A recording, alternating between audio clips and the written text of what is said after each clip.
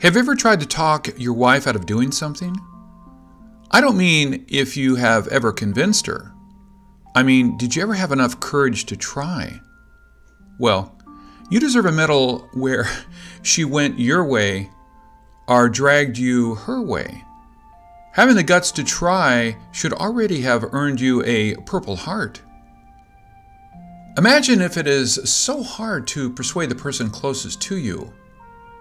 How hard will it be to convince people you don't even know?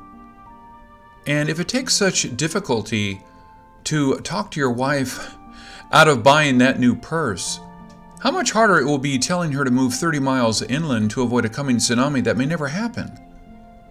And if you can't convince your wife, who do you think will ever listen to you? So why am I here? If I were a psychic, I should know that you will not listen, right? Well, I guess everyone has a blind spot. Or maybe I want to take my chances. But before presenting our case, we search for information to either support or debunk the doomsday theories.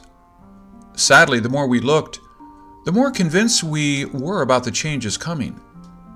So, how should I say this? The Earth may not end tomorrow, but alarming signs show the danger is fast approaching us. In September of last year, a red heifer was born, and then a snake came out of the Jerusalem West Wall, caused panic for many on November the 1st, 2018. And together with schools of fish found swimming in the Dead Sea 2 years earlier, well, according to well-known Bible prophecy, the end is near. And then we searched for Nostradamus' book of prophecy. Many people have called Nostradamus vague, but we think he's anything but vague.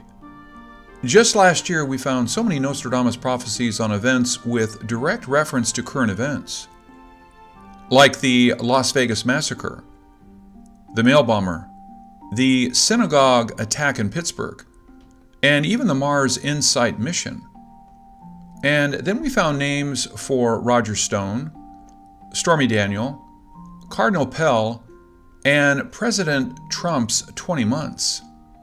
If doomsday is looming, Nostradamus would not leave it out. Nostradamus wrote 942 quatrains.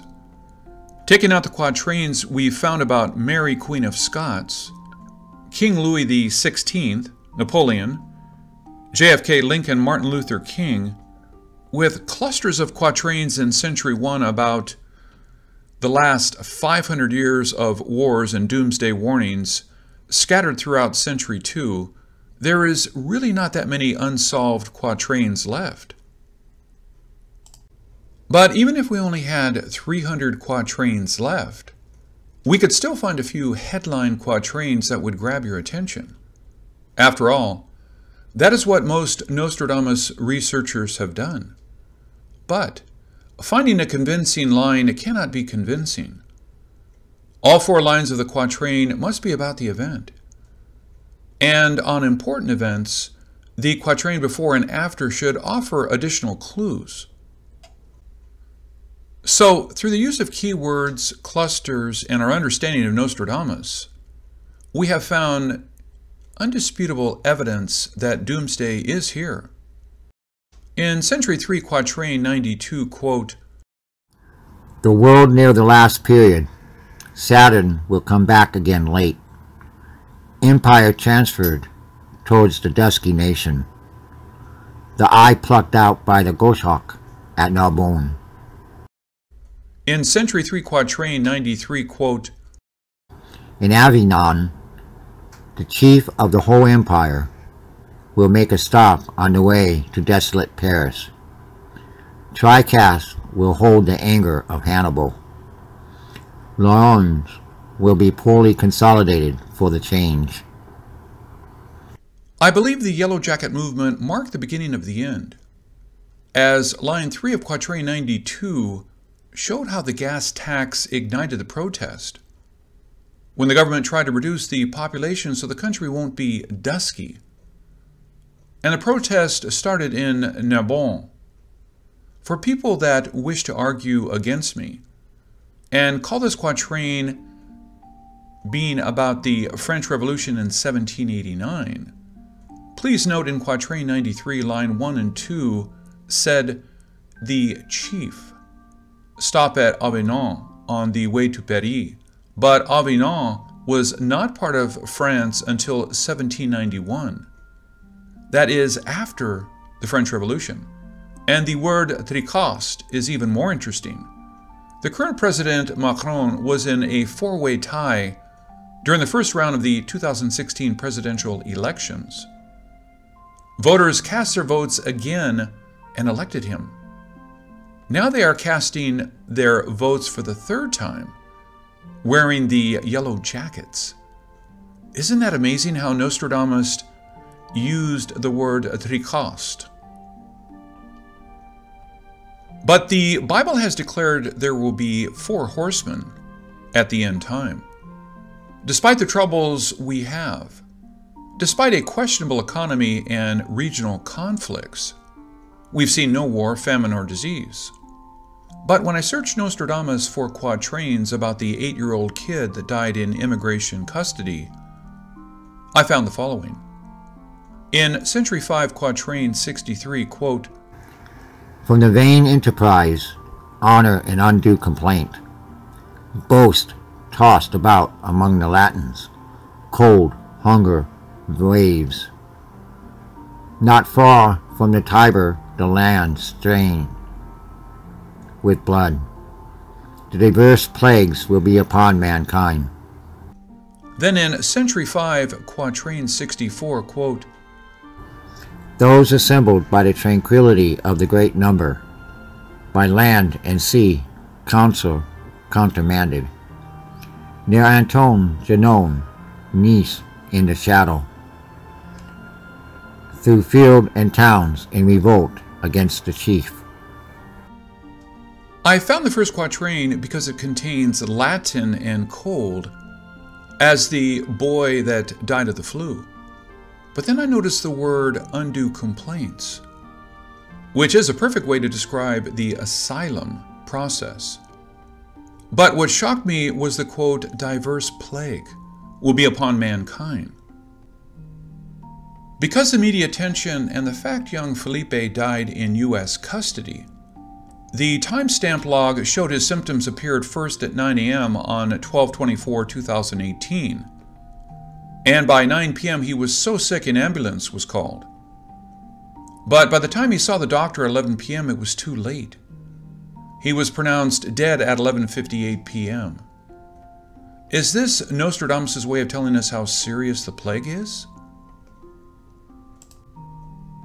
Through research of the current flu outbreak, we searched for other diseases. And last week we were shocked to find little coverage of the Ebola outbreak in the Congo. At that time, I thought the news media should tell people about it, so we could be careful. Maybe my prayers worked. The news reported this as the second largest Ebola outbreak 2 days ago. I had to ask, is this coverage too little too late? My vision is not unique, as there are so many people claiming to have sensed these disasters. But there were so many unfulfilled prophecies before. No wonder few believe that this is the real doomsday looming over us. But you don't have to be a psychic to know how bad things are. Even if you don't believe a word we say, you should be able to know how things are. 2 weeks ago, I got to talk to Ed. Ed asked me to share his doomsday vision. And his vision is really horrifying. I did not feel I knew him enough to do it. But he sent me a text asking me to watch for a small quake near Mount Rainier. And 3 days later it happened. That got my attention, so I put together what he told me and released it. I included most of what he said, but intentionally left out China's taking Taiwan and Trump's martial law in the video Messages from Above delivered by a man who died twice on 12/25/2018, because I feel what he said is just not possible. He said those two will happen in 2 weeks. Then, 5 days after my video's release, Taiwan's president issued a very tough pro-independency talk in her New Year address, while President Xi of China right away fired back an even tougher talk and made the start of the beating of the drums. On 1/6/19, President Xi ordered China's military to get ready. I remember I used to have cable TV and often watched CNN. Then when the cable bill started to cost more than it's worth, I dropped them. I get news from my cell phone like everyone else living in this 21st century. So with the bookmark news feed, I'm fed with the news I choose to get. But one day I stayed in a hotel and was flipping channels, and I was shocked on how the same incident was reported in 2 totally different angles from Fox News and CNN. I recalled seeing them and thought, wow, how can the 2 anchors have been talking about the same thing? Then I realized how North Korea could think of Kim Jong-un as the great leader, and why the Serbians massacred Bosnians even when they were neighbors, friends, classmates, before the Bosnian War. So, do you need a psychic to tell you what will happen in 2019 for politics? But what they can't see, if the picture is blurry, then they can't fully explain. So we can't count on 100% accuracy.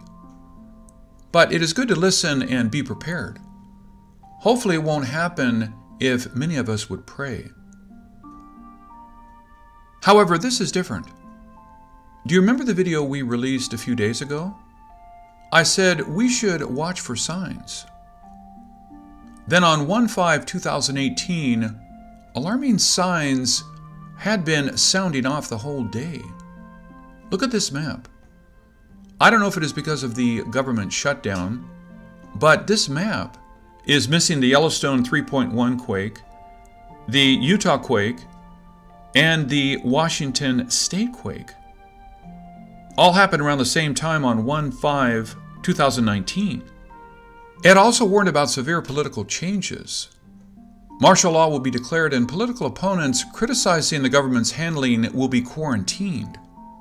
In the name of protection at first, the world we knew will soon become unrecognizable. He thought solar flares will cause more climate extremes. And with a breakdown of communication and transportation, people with chronic illness will die in large numbers.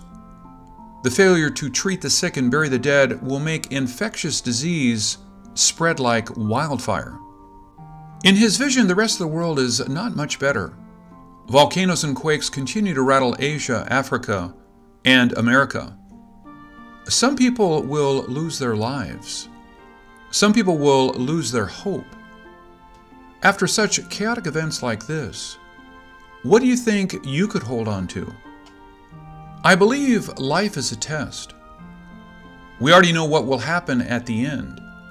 We know we will die one day, but we were given a chance to earn a top score during our journey. But many will have a low score because of their pursuit of earthly pleasure. Sorry for sounding like a priest. Don't get me wrong, I actually believe it is within our right to live a happy life. So there is nothing wrong in enjoying the great things life has to offer. But when you have to fight for food and kill to survive, what will you do to protect your family or yourself?